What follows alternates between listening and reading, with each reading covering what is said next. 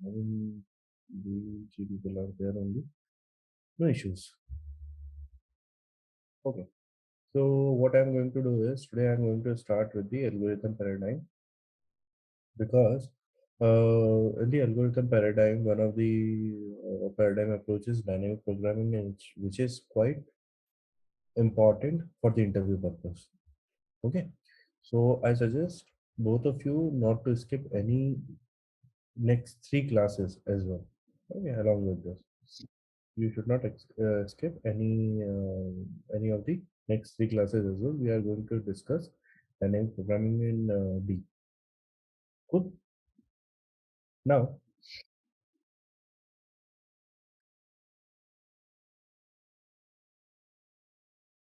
okay. So, should I start? Gopal, Pritam. Yeah, yeah. Okay. Yes. So, uh, what happens is we have already looked around multiple data structures like stack, not stack, array, linked list, priority queue, and trees. All these are fine. Okay, but the main issue is sometimes the complexity of any solution becomes so high. When I say high, it is like the exponential in nature.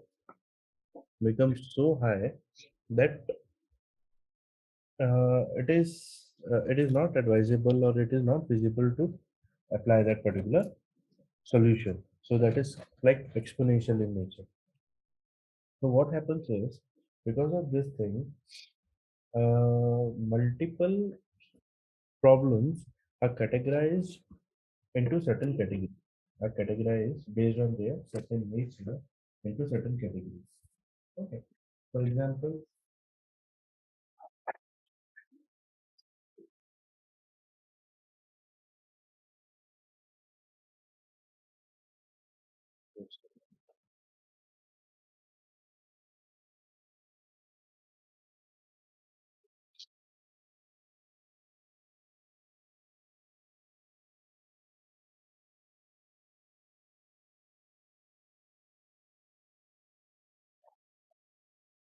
yeah. So we are talking about algorithm.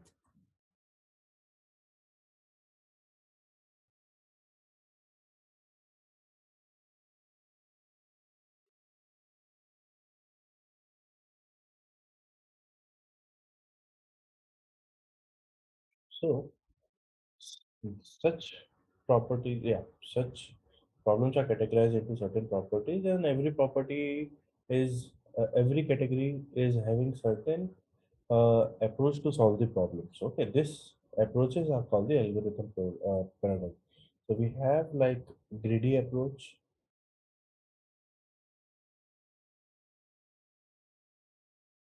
to solve the problem. We have divide and conquer to solve the problem. We have dynamic programming to solve the problem.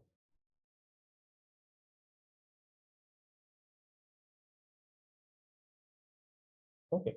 Now this are more like the approaches to solve the problem. Okay, first you need to find out whether the problem is falling under or can be applied or can be solved with any of these things. Okay, to identify that the categorization you need to look or the property need to be looked into that. Okay, so what happens is if I talk about in the interview perspective, this both combines only 5%.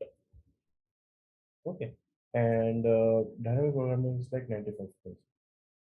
Why is it so? Because dynamic programming is a very optimized. Dynamic programming always give you an optimized solution. Always look among all the solutions for a problem. For example, if you have a problem P1 and there are multiple answers to that. Okay. When you try to apply any algorithm over it and you get multiple answers like solution 1, solution 2, solution 3, and solution 4. Like that. So among this, whatever the optimize, so the particular dynamic programming approach went through all the solution and tried to find a theory best solution. Okay, that's why the dynamic program is the one which is most used. This percentage also counts for the problems categorization also. So for example, if you have 100% problems, then the most of the problems are lie with the dynamic programming, then with GD approach and the divide and conquer. I'm going to give you a brief overview about what the dynamic programming approach and the divide and conquer approach is, but we are mainly focusing on this part. Our main focus area is dynamic programming. Okay. Now, what happens is all this problem have one thing in common. All these approaches have one thing in common, and that is called as dividing a problem into subproblems. Hmm. So, problem is there, and you divide into subproblems. Hmm. So, suppose a problem can be divided into multiple subproblems. Subproblem is having the same goal like the main problem with the smaller set of input.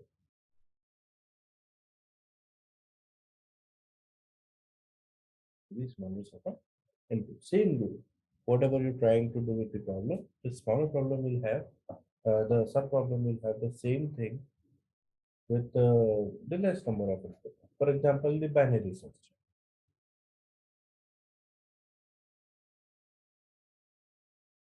So, for example, binary search. What happens with the binary search?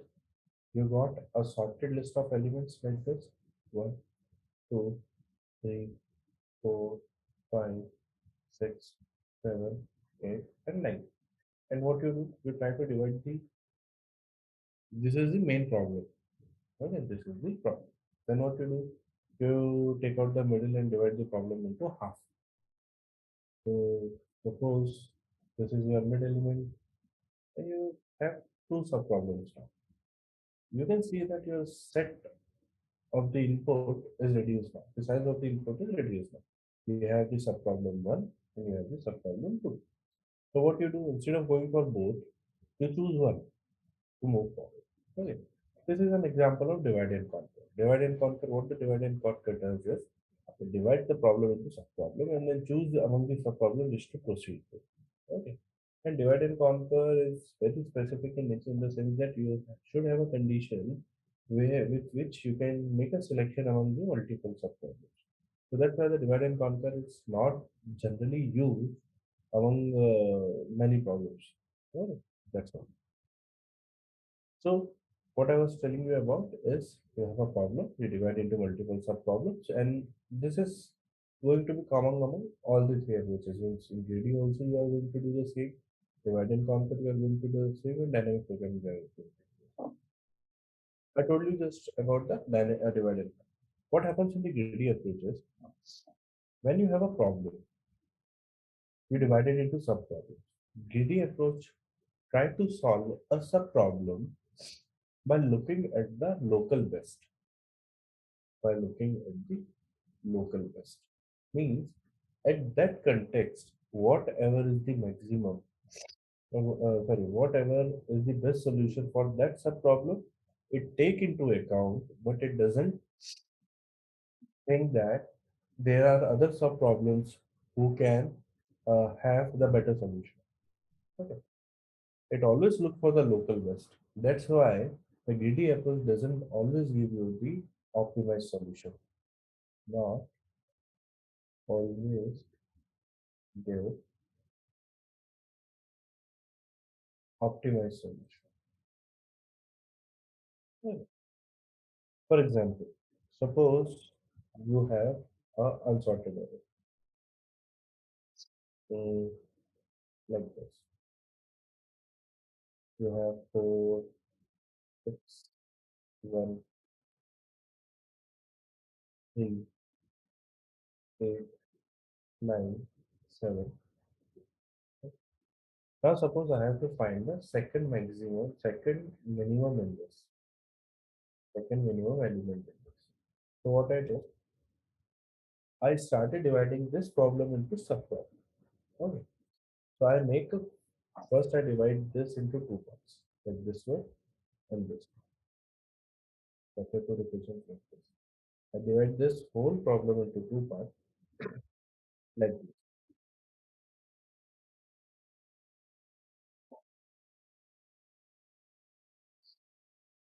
4, 6, 1, 3, 8, 9, 7, 2.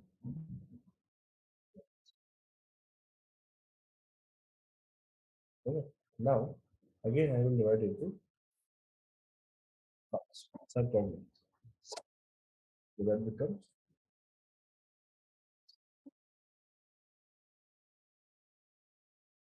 4, 6, 1, 2, 8, 9, 7, 2.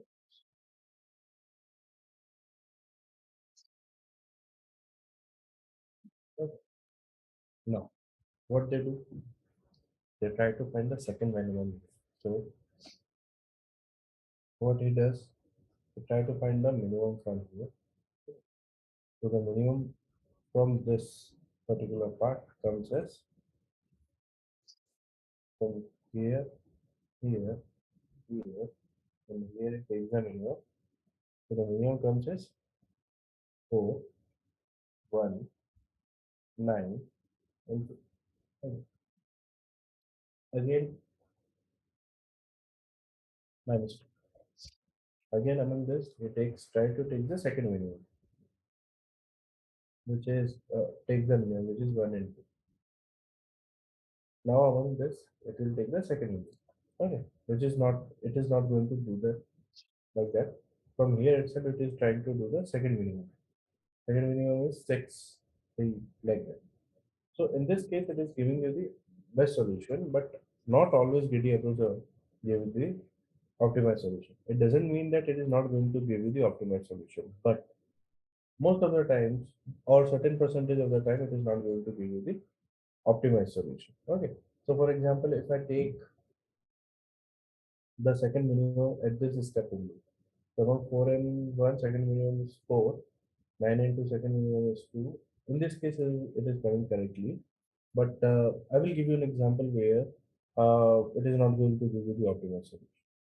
Oh, and divide and conquer, as I already told you, that needs certain condition to progress. So it is not always with the divide and conquer that you are going to divide the problem into two subproblems only. You can divide it into three parts also. Okay, that's right. The most important part is I want to discuss about this dynamic programming. So are we good so far? Pritam, Gopal, do you guys have any doubt?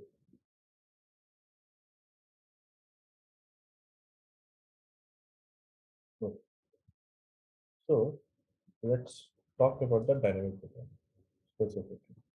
I'm going to come back to greedy approach and divide and conquer later because I want to keep our focus on dynamic. To understand the dynamic programming concept. Okay, let's take an example first. First, we will take going to take an example to understand the concept of dynamic. While discussing the recursion, we have discussed one thing called Fibonacci series. Let's take the example of Fibonacci series.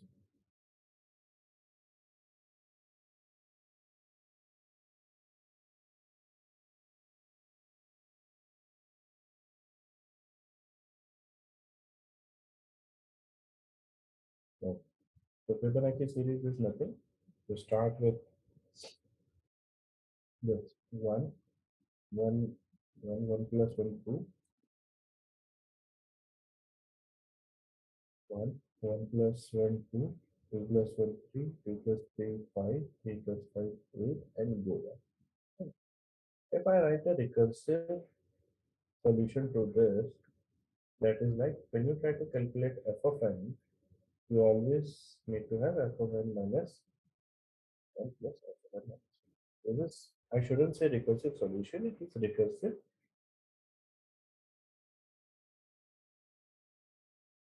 recurrence relation, I should say. Okay, recurrence. Now, suppose I have to calculate for f of 5. So let's try to create a recurrence tree here.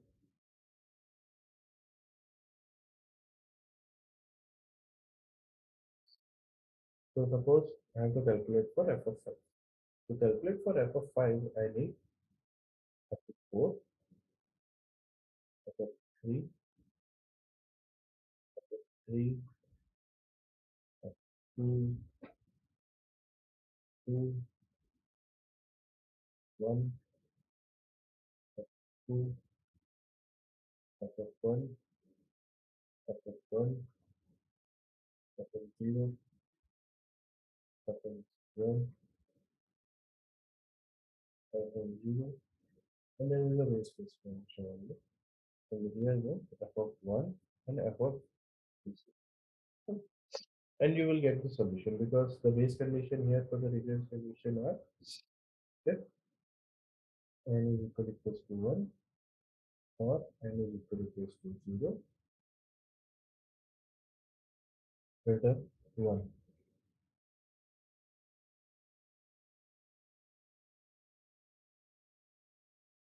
So return n. And we can start with 0. Okay, is the recurrence tree clear to you guys? I think we have already discussed this part.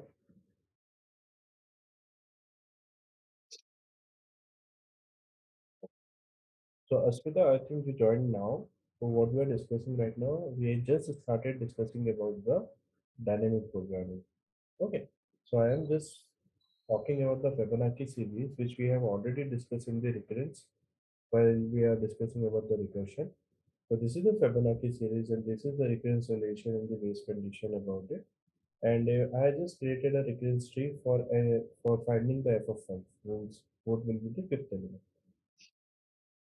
Are you getting the context? Yeah, yeah. So guys, the complexity of this recurrence is not order of n.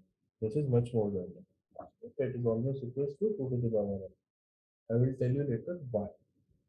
Okay, most of the time because of this. You have two recursive call, that's why it is 2 to the power. Can you tell me what is the problem with this particular tree? Or what you can see here? What observation you can deduce from here? We are calculating those like f of 0 and f of 1 again, even if we have like found it once, and same like for f of 2. Yes. The problem here is, if you look closely, this first of all try to understand this f of n, this f of 4, f of 3, these are the subproblems.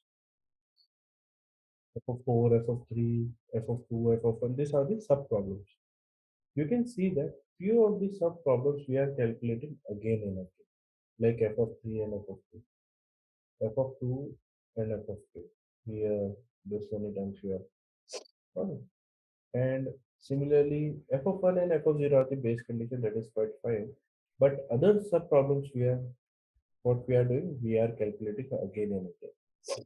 So what we can do for the optimization is we can use some kind of memorization to store the value of a subproblem. So suppose if I calculate f of 3 sometime, I will store it in some place. And again, when I know that I have to calculate f of 3, I will go there and look for the, I will go there and look for this thing. Whether I have calculated f of 3 or not. If I have, then I will use. Okay. So this is the most important property for the dynamic programming to be applied, that you need to have the overlapping subproblem. So repeating of subproblem is called as overlapping subproblems. And this is the mandatory property for a problem to have so that dynamic programming can be applied. If a problem does not have overlapping subproblems, then it doesn't make sense to apply the dynamic programming. Dynamic programming can always be applied when a problem is having the overlapping subproblems. Okay. We will see later how we are going to solve it with the help of dynamic programming. But is this much clear? Are you good for This much. Gopal, Gopal, Ashmita.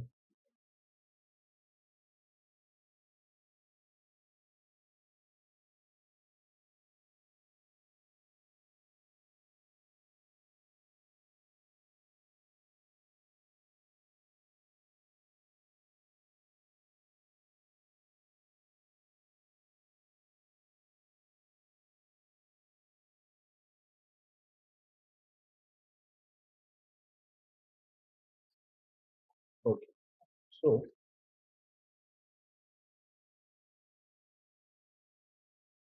as per me, this is what the dynamic programming is.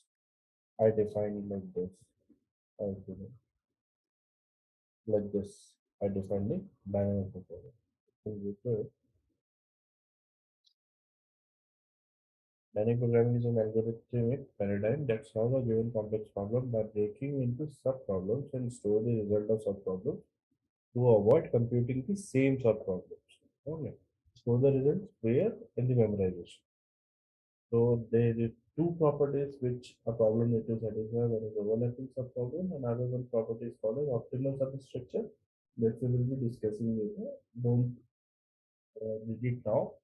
And optimal and overlapping subproblem is having the same subproblem repeating again and again, which we have just discussed. Okay. Now, for Fibonacci series, I have a little code with me. Oh, this is a code for the Fibonacci series, which we have just discussed. This is the recursive solution.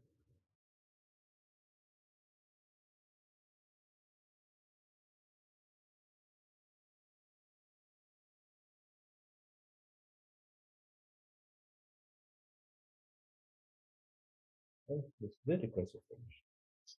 Now, there are two ways, or there are two different ways in the dynamic programming to solve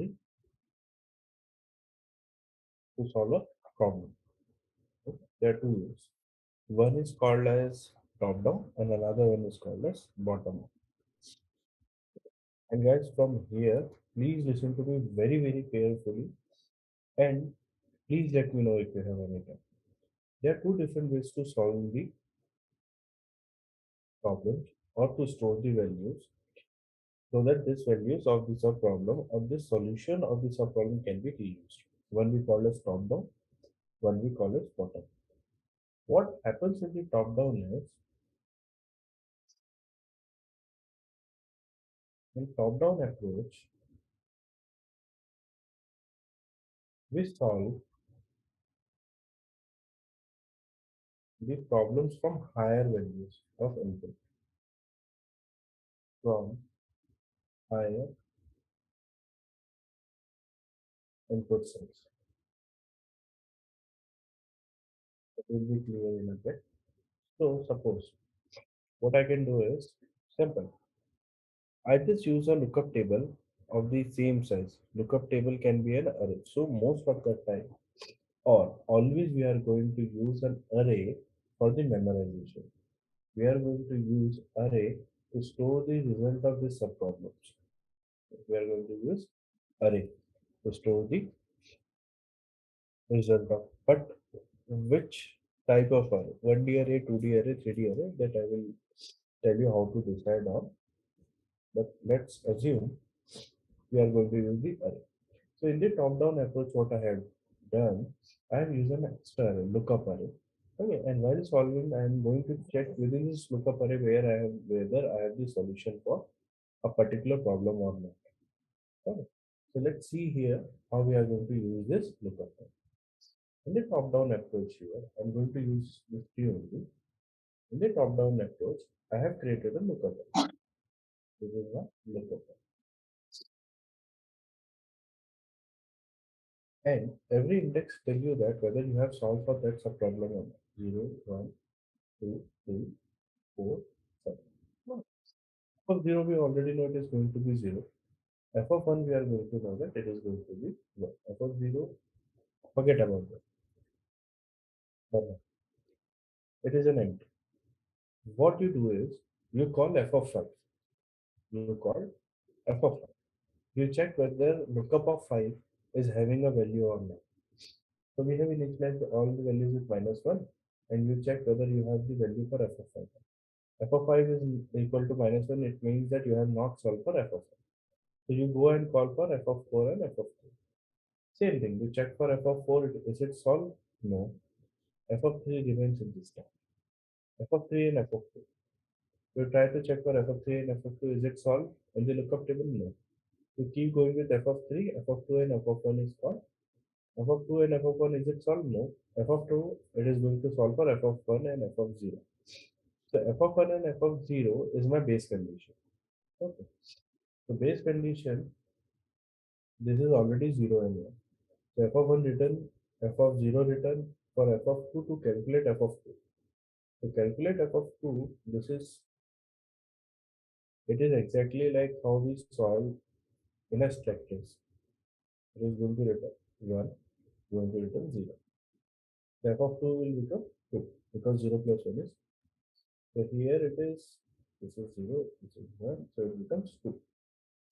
Now you come back for f of 1 and you check. You have the value f of 1 in the lookup table, you use that. So you return 1 here. Now f of 3 you will get 3. Now what happens? You have the value f of 3. Now you go for the f of 2 here because you go back, you have to calculate for f of 2 also for f of 4. Now you have the value of f of 2 already handy. So you check the lookup table before calculating the f of 2 or what will be the value of f of 2. So the value of f of 2 is 2 already. You don't have to come down and calculate, so you return directly from here to get 5. Now you have the value of f of 2. When you come back to this decision point, then f of 3, you will check in the lookup table and you already have a value of 3. So f of 5 is equals to 5 plus 3, that will be 8. Okay. So this is why we called as a top-down approaches, because we try to solve for the higher input side. Means where we started. We started with f of 5. Then we try to solve for f of 4 and f of 3. Then we try to solve for f of 3 and f of 2. Okay. And while we trying solving for the higher values, we keep on checking against the memorization where we have stored result for this subproblems or not. Okay. Eventually, we ended up in solving from the base condition only, but we always, in the top-down approach, we always going to call from it. Next is top bottom up. Bottom up is just opposite of this. It always try to solve the problems from lower values of input source. Try to solve the problem from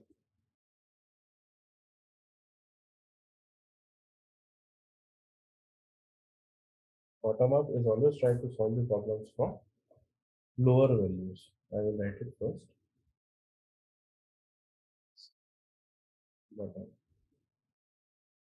Solve the problem from lower values of input source. Lower input source. And how it is pretty much simple. Nothing you have to do. No recursion, nothing.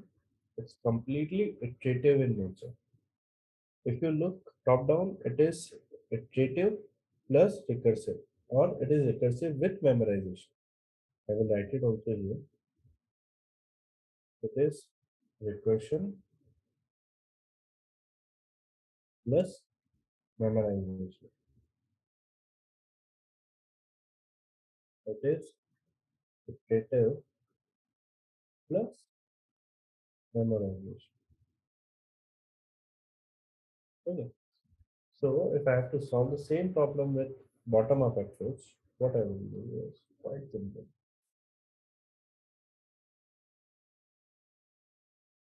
Do I going to take an array? This is the array. So the indexes 0, 1, 2, 3. Okay. And how we solve it? We already know that 0 and 1 is having the value as 0 and 1. So I start with filling up the lower values. So I will be going forward in this direction. So 0 and 1 plus is 1. 1 plus 1 is 2, 2 plus 1 is 3, 2 plus 3 is 5, 3 plus 5 is 8. Okay, like this.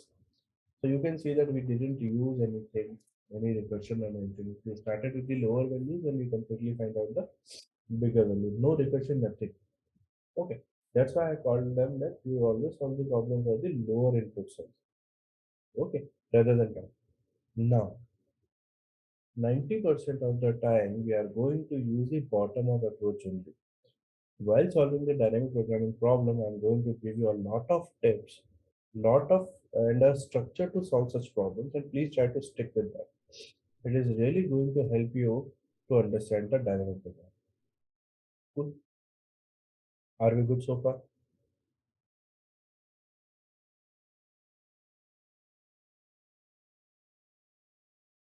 Smita?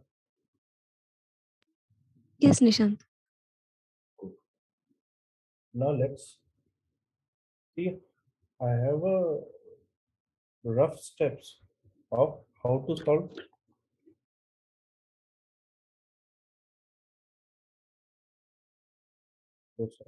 a dynamic programming problem. How to solve.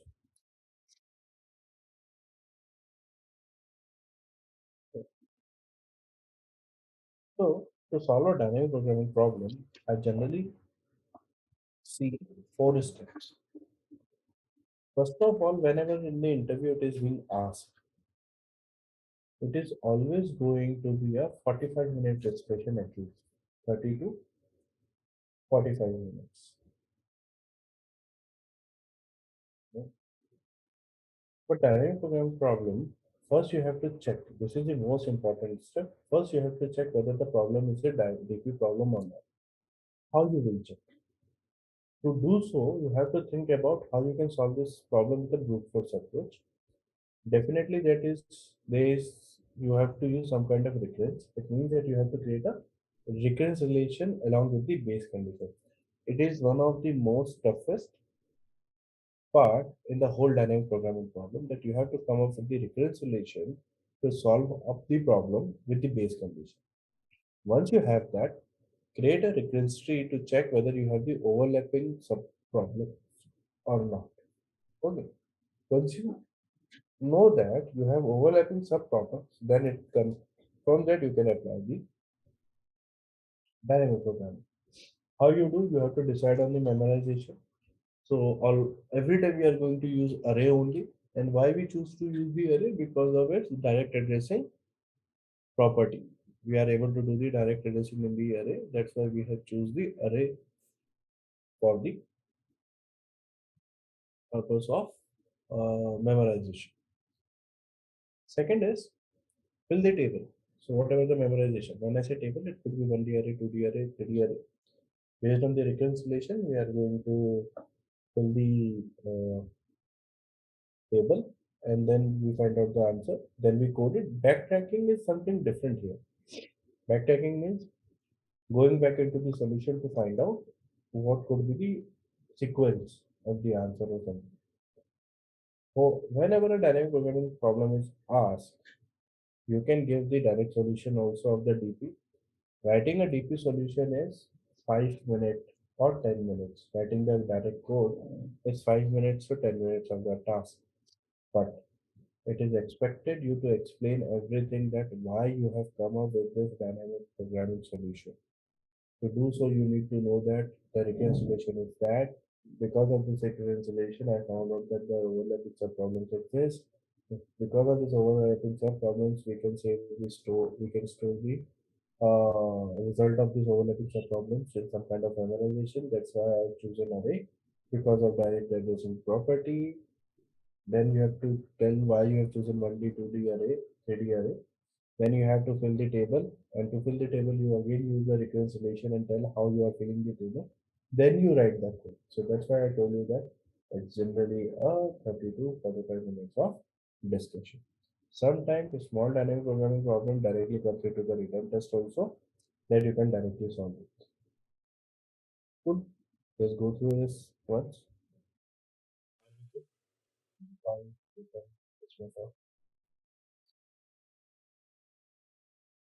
Now let's try to practice the reconciliation.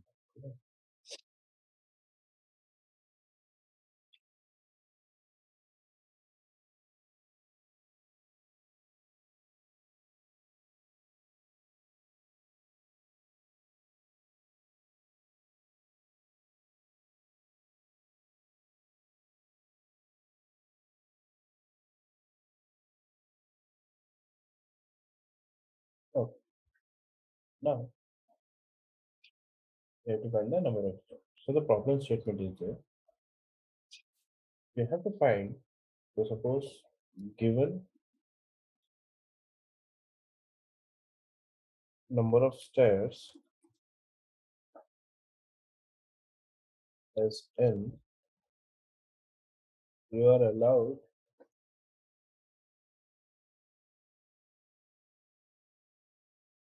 to jump one or two stairs at a time.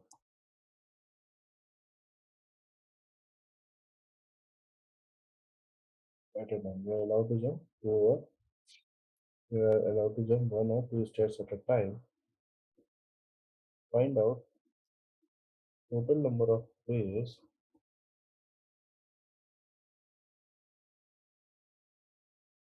to reach n step.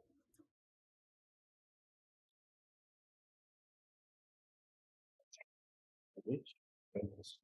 Oh, so here, suppose n is equals to 3. It is like this.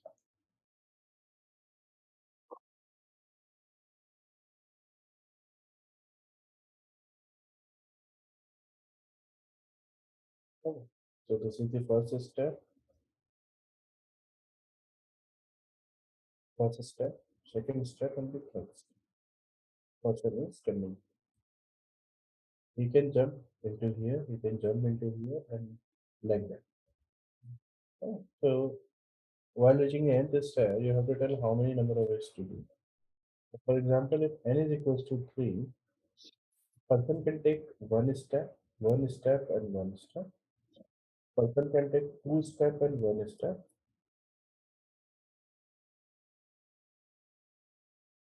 Okay. A person can take one step. So how many number of ways? So there are three ways. Okay. So the output should be three. Similarly, when n is equals to 4, one step, two, one, two, one, two, okay, and two and two. The output is five. Output is five. One tip, always remember, while trying to find out a recurrence relation, whenever you try to find out the recurrence relation, always think from the end. Okay. Always think from the end means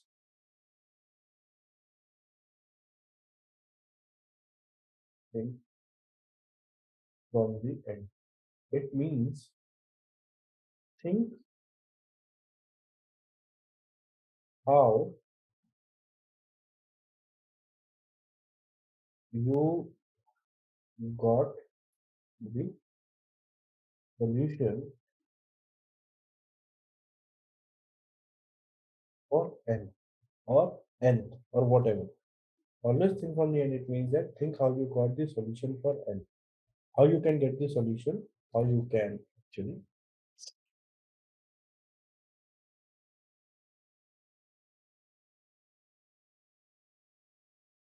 how you can get the solution for n means n.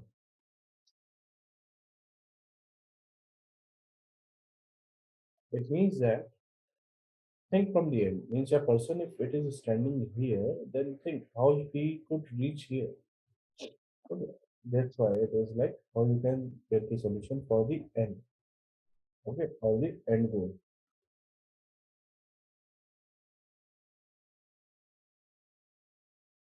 Think in that direction.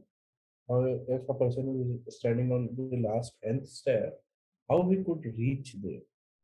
Okay, think from there. Take your time. Okay, I will come in 5 minutes. Okay. Is the problem statement clear to you guys? Gopal, Pritam, Ashpada.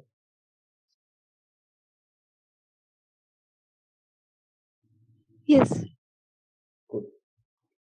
Try to think about the solution, and when you have to write a reconciliation actually, and think about the base condition as well, because reconciliation is no useful without the base condition. So you can assume that if n is equals to 0, it is 1. This is I'm giving to you. Why? We'll discuss it later. If n is equals to 0, let's say output is 1. Start with this. Good. I will come in 5 minutes. Just think about this. Mhm. I didn't get this. How to. Um, Let's discuss. Anyhow, we are going to discuss this. Now, as I give you a hint that try to find out how you reach there. It is told you that you are allowed to jump a single stair or the two stairs at a time. So it means that you might have jumped from here to reach here or from here to reach here. Okay. So this is what 2 and this is what 1. So suppose hypothetically you know what will be the total number of ways to reach 2 and what will be the total number of reach 1, then you can get the total number of ways to reach 3. Okay. So if I write in a very generic term, it will be like this.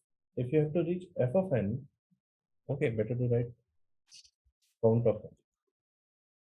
If you have to write count of n, mean you already know the count of n minus 1 plus count of n minus 2. This is so this is n minus 1 and this is n minus 2. So this is so that's why I asked to find out from where you are able to reach. Since it is written the total number of ways, so you know the number of ways to reach n minus 1, you know the number of ways to reach n minus 2, so you just add it up to get to reach the n. Okay. Now try to figure out. Let's put the value. If you put count of, if you find count of 4, so that will be okay. Well, let's see. Count will be like C of 4, so that will be C of 3 and C of C of 2. C of 3 again, C of 2 and C of 1.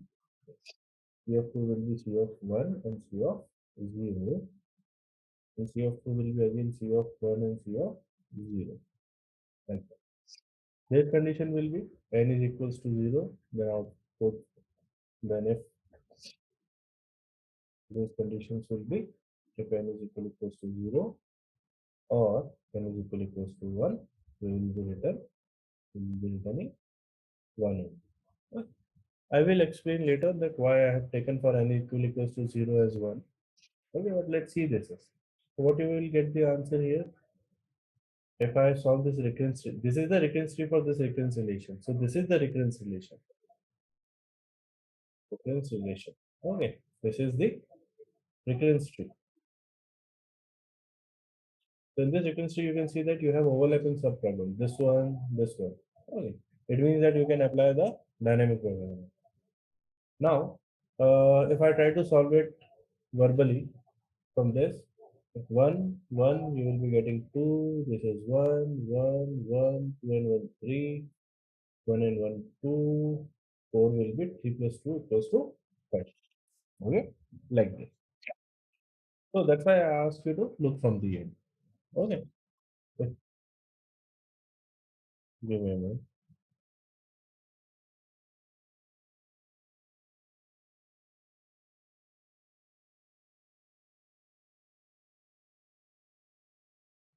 Is it clear? Asmita, Gopal, Pritam?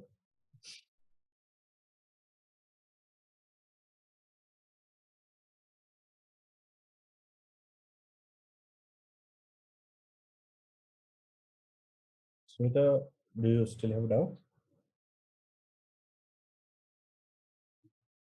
Is understood. Miss, I'm not getting how to find the number of ways. Uh, Ah, here we see, yeah. to find the number of ways to reach 3, I assume that I know the number of ways to reach 2 and 1. Though I have not calculated practically, then recursively I try to calculate for 2 and 1. Like that. For example, hypothetically, you assume that you know the to calculate the number of ways for C of 4 from 3 and 2. From for 3, you will be using 2 and 1. For 2, you don't know actually, but let's say hypothetically you have the answer. So that's how we will do the reconciliation. Okay. So eventually, when we drill it down, we hit the base condition and then we start calculating the answer for every stair while coming up. Got it. Yeah. And guys, if you look closely, this is nothing but this is same as the Fibonacci series only. This is the same reconciliation of the Fibonacci series. And we have let's put question also. Cloud stairs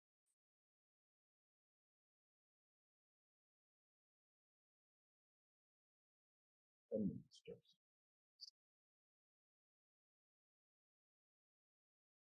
This is the lit code problem. Huh? What you can do? Either you can use the reconciliation solution here, or like the Fibonacci only, you can write a bottom-up solution also. Okay? Like this. I'm just putting this link here for your references. Hmm.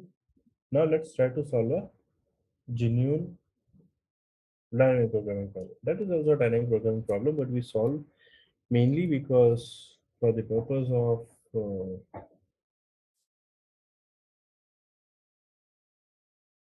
mostly because for the purpose of understanding the reconciliation.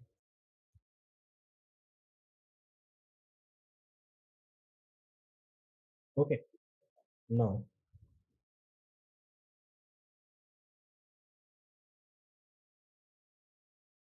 yeah, this problem is same.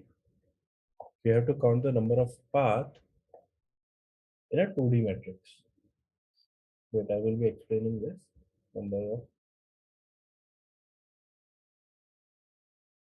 path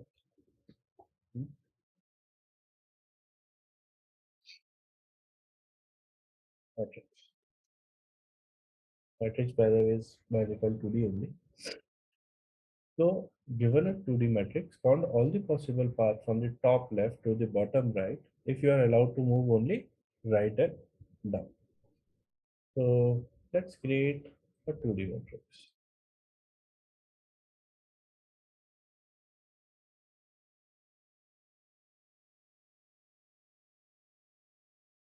Okay, this is a 2D matrix.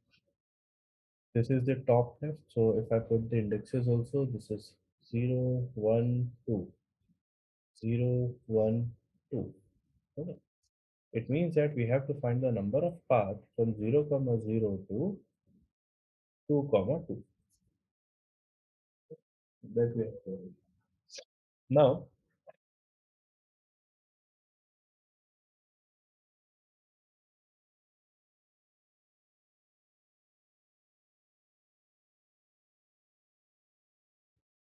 now, yeah. So how could the path will look like?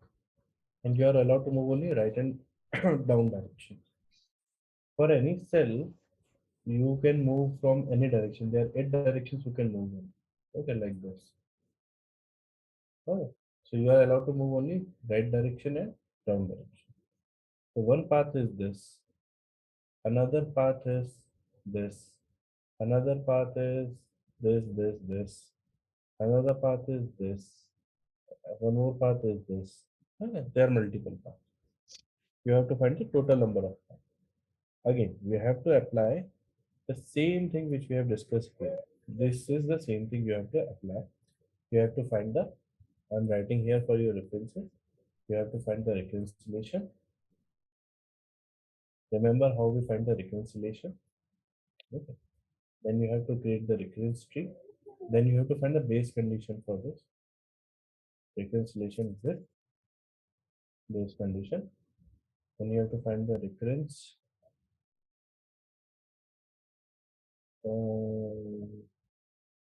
tree. Check for available subproblem.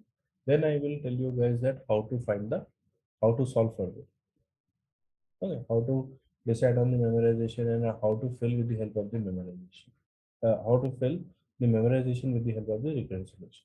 Try to find out the number of total elements. Again, to do so, think in the direction of just think in the direction that how you reach to this cell, how you reach this cell. Okay, and hypothetically, if you know the values in the other cell, how you will calculate the value for this cell. Think in that direction. Take your time.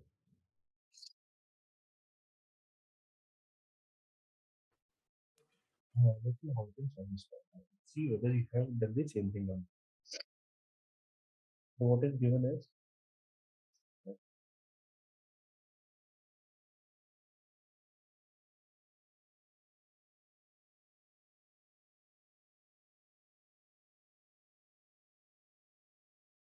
okay. What it is given is you have given a 2D matrix and you have to count the first two.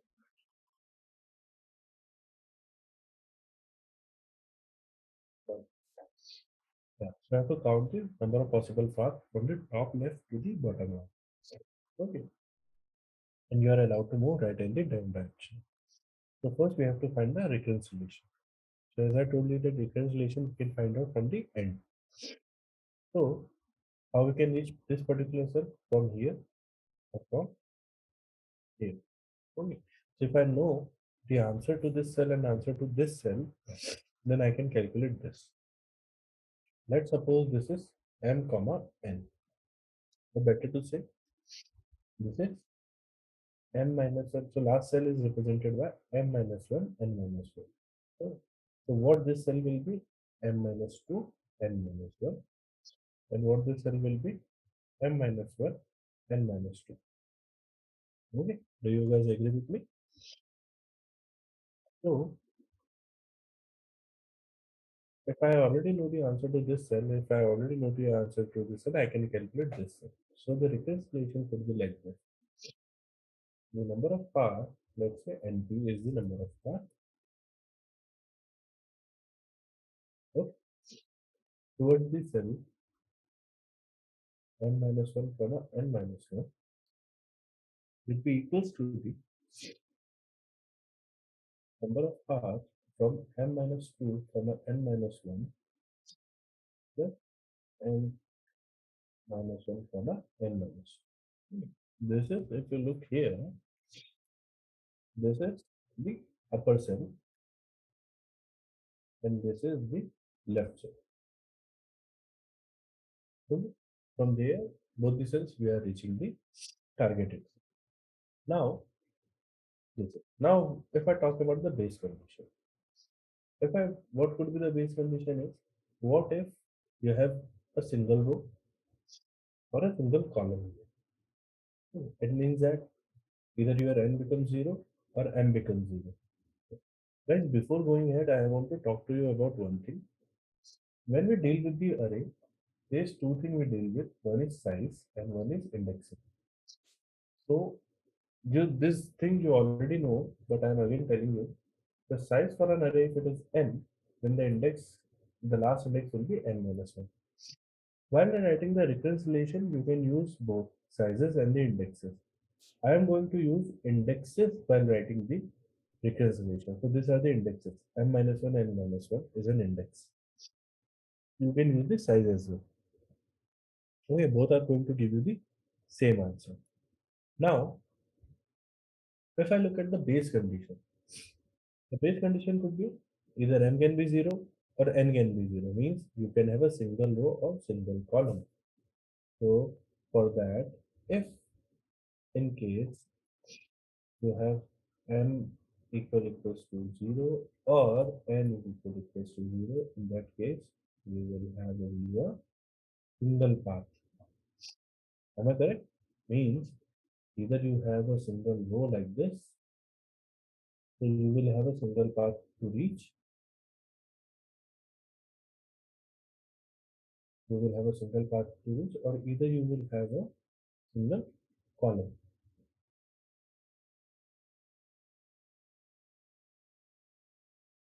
Right. So you will have to reach number. Right. So that's it. Now, if I try to create a recurrence tree for the same tree, let's do that because this is the very first problem we are solving. So let's build it. I want to solve for 2 comma 2. So 2 comma 2, I want to solve. So I need to solve for 2 comma 1 and 1 comma 2. Okay. 2 comma 1 will be need to be solved with 1 comma 1 and 2 comma 0. Similarly, 1 comma 2 need to be solved with 0 comma 2 or 1 comma 1. Then 1 comma 1 need to be solved with 0 comma 1 and 1 comma 0. This is already a base condition. Base condition, this again you can see 0 comma 1 and 1 comma 0. Okay. Now you can see that you have a recurrence overlapping subproblem. So if you look at this and this, you will see that you have recurring subproblems. Okay. Now it means that we can apply the dynamic program. Now you have to decide on the memorization. That what type of memorization you need to use.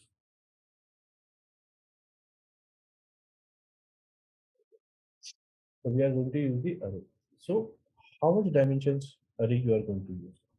For that you need to look up about the variables. How many number of variables you have within your reconciliation.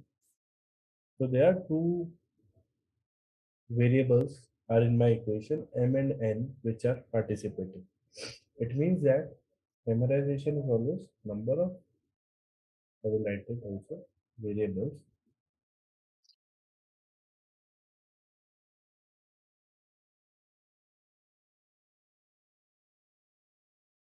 is equals to the number of dimension of array.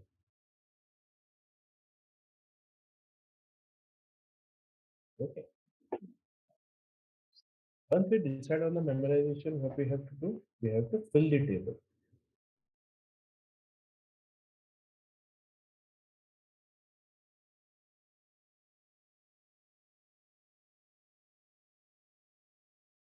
So, so it depends on the input whether you have given a matrix or you have given m and n only. So generally in the input you have given m and n only. So what you will do, you will define a 2D matrix of size mn, okay, and then we will try to solve it. Look very carefully how I am going to use the reconciliation to solve this. Okay. Now, while solving or while filling up the table, always fill the table from the base condition. This is another tip. Always fill the table from the base condition towards the end rather than the opposite. So reconciliation we always try to find out from the end, but while filling up the table for the dynamic programming, we will fill it from the base condition because that will be more easier. Okay, we have seen it already in the Fibonacci example. Why it is easier? Because that is the bottom-up approach. Okay, and because of that bottom-up approach, we will be filling up the base condition first. Now let's see. So I already told you if base condition will be if m is equals to 0, n is equals to 0, the number of path will be 1, 1, 1, 1.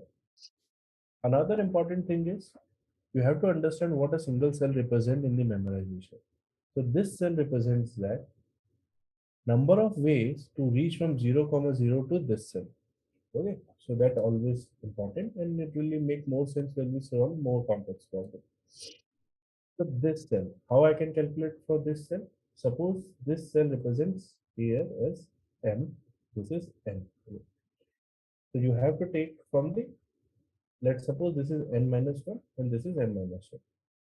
So you have to take the value from m minus 2 and n minus 1. Which, where is m minus 2? This is n minus 2. Where is n minus 2? This is n minus 2. So you have to take the value from the cell m minus 2 and n minus 1. M minus 2 is this row, n minus 1 is this column. So this value you have to take. So this is 1 plus m minus 1, n minus 2. M minus 1 is this row, n minus 2 is this column, means the left column, that is 1. So this will be equals to 2. Okay. So the number of ways to reach this particular cell is this. Now let's fill the next. So I have to rub this one.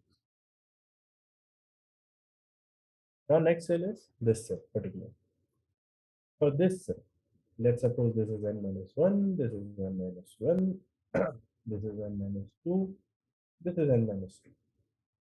Again, what I have to take? M minus 2 and n minus 1. M minus 2 is above row, n minus 1 is above the same column, so it will be taking 1 plus m minus 1, same row, previous column, that will be giving me 2. So the answer which I am getting here is 2.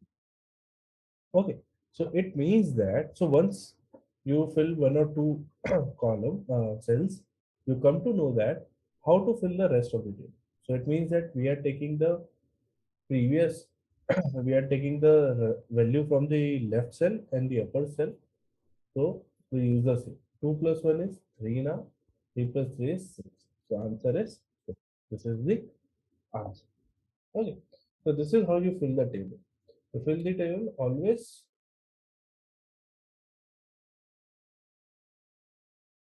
use the recurrence definition. Always.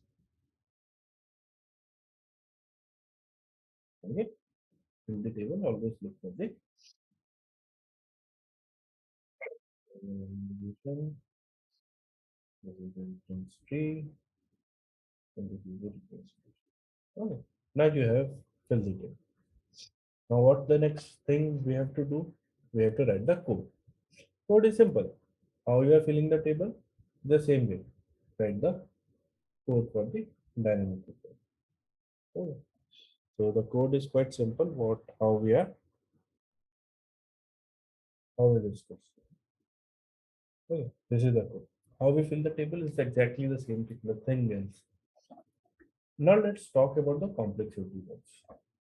With the recurrence relation, I am observing the complexity is 2 to the power n. How I have decided 2 to the power n? Because in my recurrence relation, there are two recursive calls I am making, and almost for mn input, it is 2 to the power mn. Roughly, it is equals to that.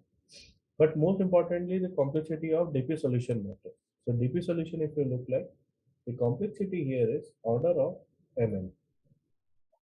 Order of mn, because you are going through every cell, and the space complexity you are taking is also mn. And that is fine. We are making a compromise on a space complexity to achieve the better time complexity. So that is completely fine. Okay.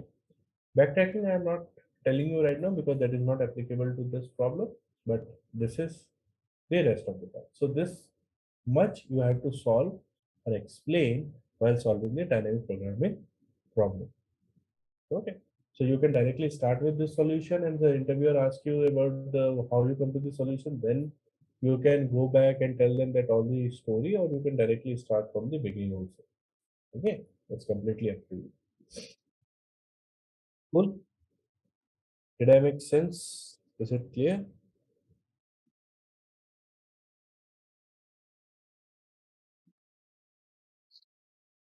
Smita?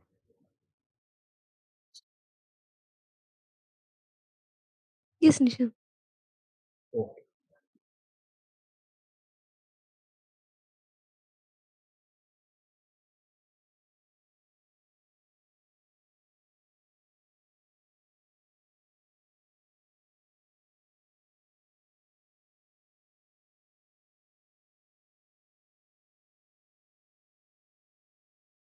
Now,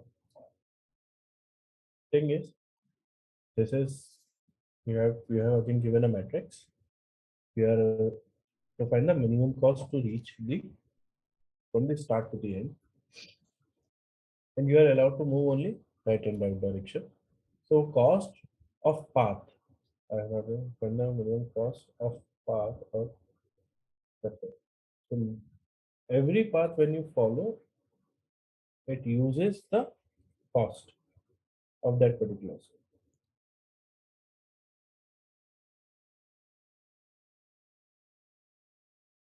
Okay. So for example, I'm just drawing the same matrix here.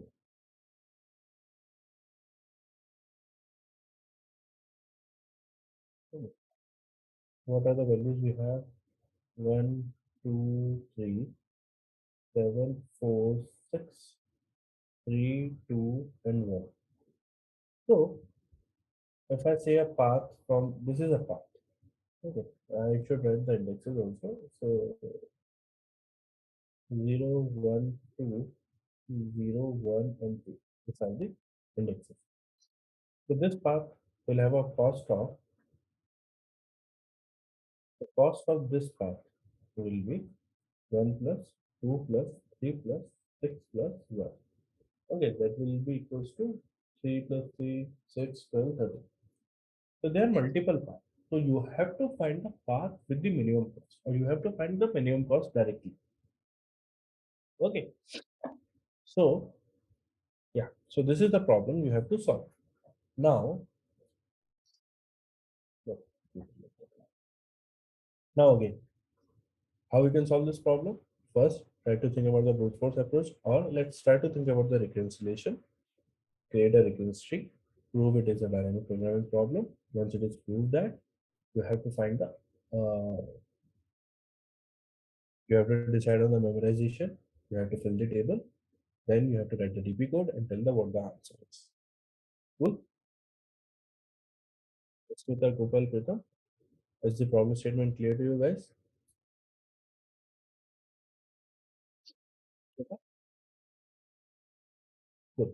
So try to solve this problem. I will give you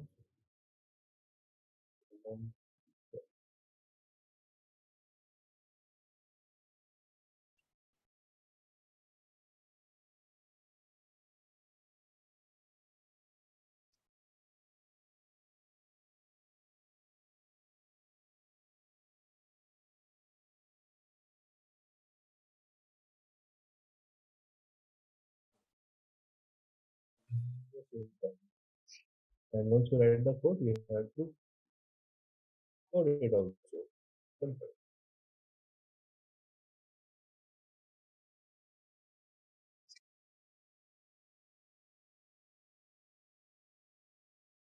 You put it on your WhatsApp.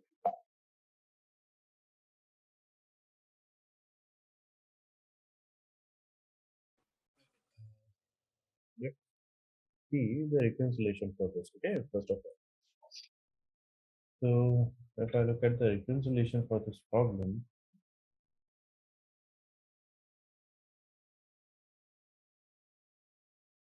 the reconciliation was is so suppose you have to find out minimum cost.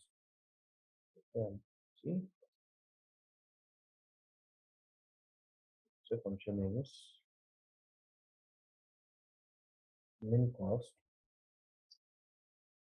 to reach n minus 1, n minus 1 will be how can we reach this particular cell from the up and from the left.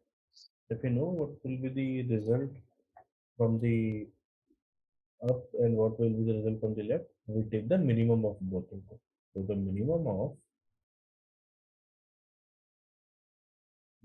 cost, what is the upset? N minus 2, n minus 1, comma, minimum cost, n minus 1, n minus 2, plus cost of current cell. So if array is representing the matrix, cost of current cell is n minus 1, n minus. Oh, this one. We have to add cost. That's how we will get the total. Okay, that's why we are adding the cost here. Good. So what could be the base condition here? Base condition, base condition. So it might be possible that m is equals to 0, n is equals to 0. In that case, if m is equals to 0 and n is equals to 0 means we have a single cell, we can just return that value. Array of n minus 1, n minus 1. Right? Simple. This should be 1 actually, because m and n represents the row and column. M is equals to 1, return array of n minus 1 and n minus 1. I think I should try to correct it here also. Just check it in this problem also. I have yes, m is equals to 1, n is equals to 1. It should be 1. Not 0. No, no. Because m and n represent the size. M minus 1 and n minus 1 represent the index. Okay. Reference tree I'm not going to create for this problem. You guys can create, but I'm just putting a placeholder here so that you guys shouldn't forget about it. Yeah. Now, reference tree. You can guys can build it up and see whether it's a dynamic programming problem or not. Then memorization. How many or array? How many variables are there? There are two variables, m and n, and these two variables are making. We are using because of that as we are using 2D array. Why? Because two variables and different solution.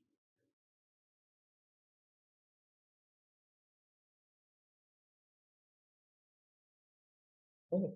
No, this one is done.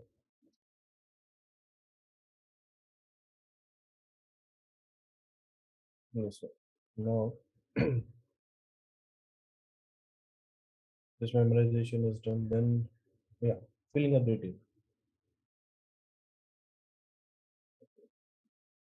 So what we need to do to fill the table, extra table, I need to create one more table. So I will quickly create this table here.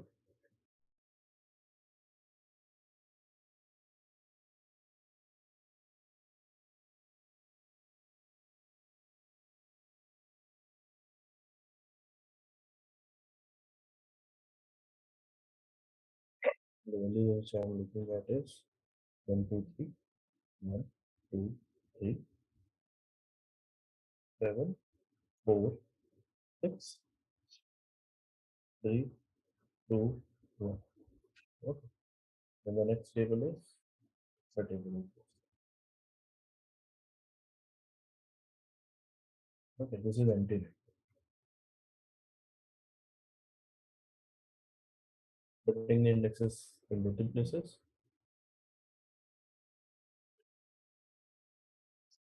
0, 1, 2, 0, 1, 2, 0, 1, 2, 0, 1, 2. Good. Now, we start filling the table as I told you in the bottom up manner. Okay, so bottom up manner says that start filling the table for the base condition towards the higher value. Okay. From base condition towards higher values. Okay. Now, one thing to understand is what a single cell represents. Single cell represents the minimum cost from 0, comma 0 to that cell. That was a single cell represent. Let's fill the minimum base condition. Base condition says that it's m equals to 1, n equals to 1, that will be the cell. So here, this remains 1. If I have to fill this one, to fill this one, what could be the case? Now guys, here for a particular cell, this represents what this represents?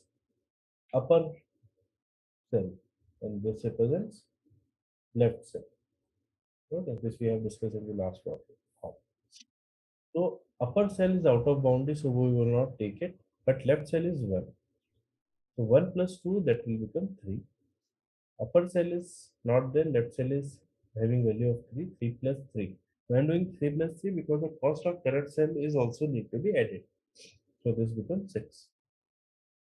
Here from up I am getting 1 left out of boundary. So 1 plus current cell cost, that is 7. So 1 plus 7 is 8. From upper I am get 8 left is out of boundary. So 3 plus 8 is 11. This is 1. Now let's fill the this one. Okay, you can fill one by one also. I'll just fill the first row and the first column just for the sake of the explanation. You can go one by one for every cell, and every cell you can check whether the cell which you are referencing, like the upper cell or the left cell, if they are out of boundary, just don't take it. Now, the upper cell and the left cell, whoever is the minimum, we have to take. 3 is the minimum, so 3 plus 4 is 7. Here, 6 and 7, 6 is 6 plus 6 is 12. Here 11 and 7, and 7 is smaller, 7 plus 2 is 9. Here 9 is smaller, so it will be 10. So the answer is 10. We will get 10 is the answer. So we have filled the table up. Now what we have to do, we have to write the code for this. DP code. I already have a DP code with me.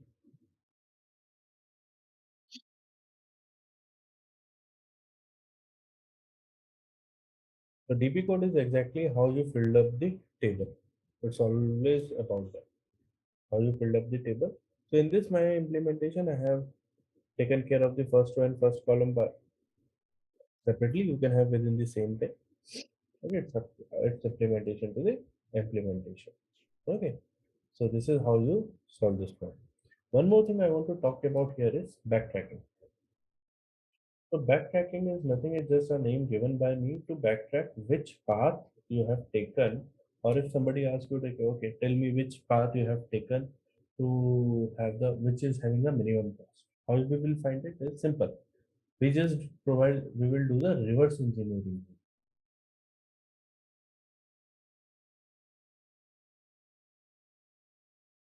What we will do? We will do the reverse engineering. How we will do it? Simple. 10. Subtract the current cost. So it becomes 9. So you will check from where the 9 comes in. From the left. Move left. It means that to reach 2 comma 2, you have used the cell 2 comma 1. Okay. 9. Subtract the current cost. 9 minus 2 is 7. From where 7 comes up? Up. What is that cell? Is 1 comma 1. 7. Reduce the current cost, which is 3. Okay. From where you got the 3? From up. That is the cell 0 comma 1. 3. Reduce the current cost, which is 2. Sorry. 3 minus 2 is 1. So from where you got the current? That is 0 comma 0. Okay. So this is the whole path which you have followed to get the answer. Okay. So this is what I called as backtracking. Okay. So this is and the complexity as well. So the complexity here which we are seeing right now is order of mn, because you have to go each and every cell. Space complexity is also n. Good. Backtracking code also you can write it by yourself. That is a class assignment. How to it's simply how you are following it. The same thing. You can maintain a list here for the cell coordinates, or you can maintain a separate array as well. It's up to completely up to you. Is it clear what how a dynamic programming problem should be solved, and is it clear how is this problem is solved? Smita, Gopal, Pritam, do you guys have any doubt here? Yes, understood. Cool. So this is how a complete dynamic. Now tell me one thing. I can make a variant of this by telling you that guys that instead of moving right and down, you are also allowed to move diagonally, diagonally down. Diagonal down means from this cell, right now you are allowed to move here and here. And suppose you are moved to allow here as well. Here. Uh, What you will do? How the things changes here? The variation is clear to you guys?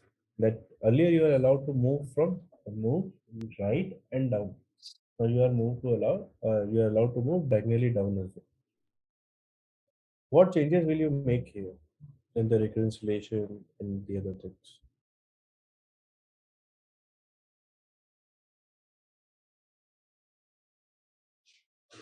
In recurrence relation, we have to add one more uh, condition. Like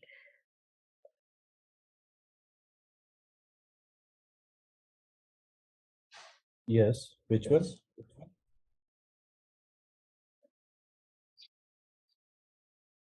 So right now you are looking at upper cell and the left cell only. Now you have to look diagonally upward. Okay. Diagonally upward. So minimum of all three you have to take. That will be n minus 2 comma n minus 2. And that will be diagonally up.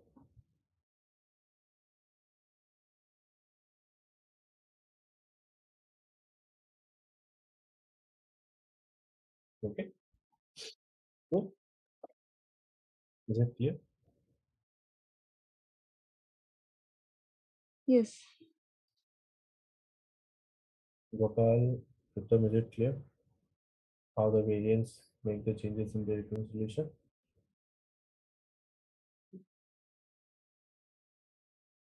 Uh, I have one class assignment for you guys. This problem is in the class assignment. I will be putting a placeholder here.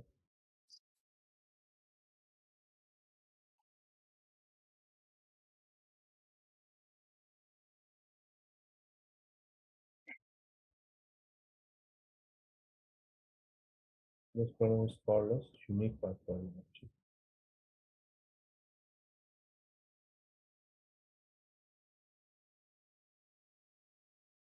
Okay, this one is the class assignment for you guys.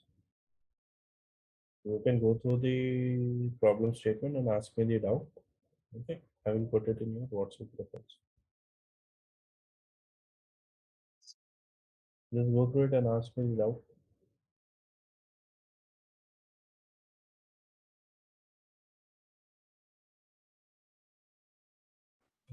You may have any doubt here and just Smita Gopal Peter.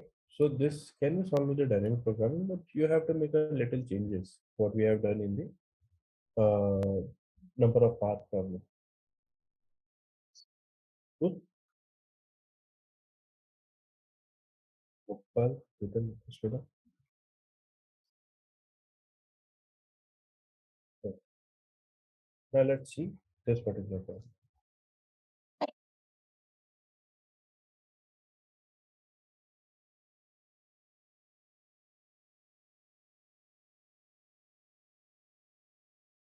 Go through this problem.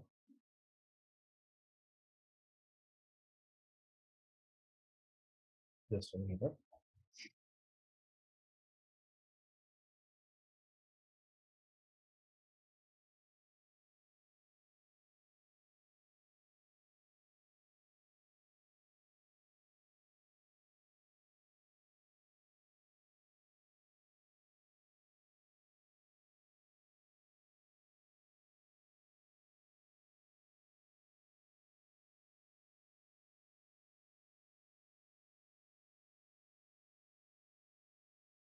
Oh, what is an example of story?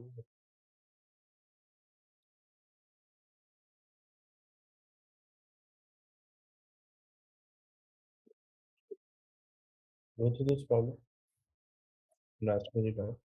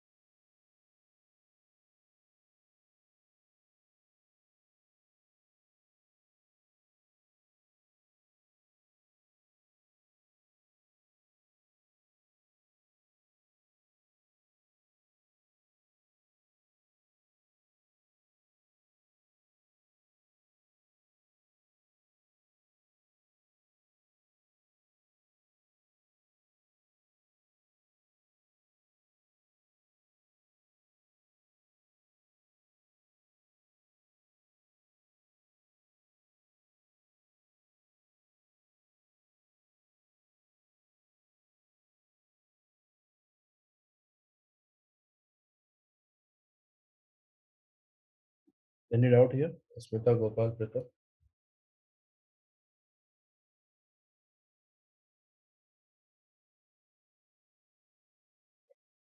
So can you guys try to solve this?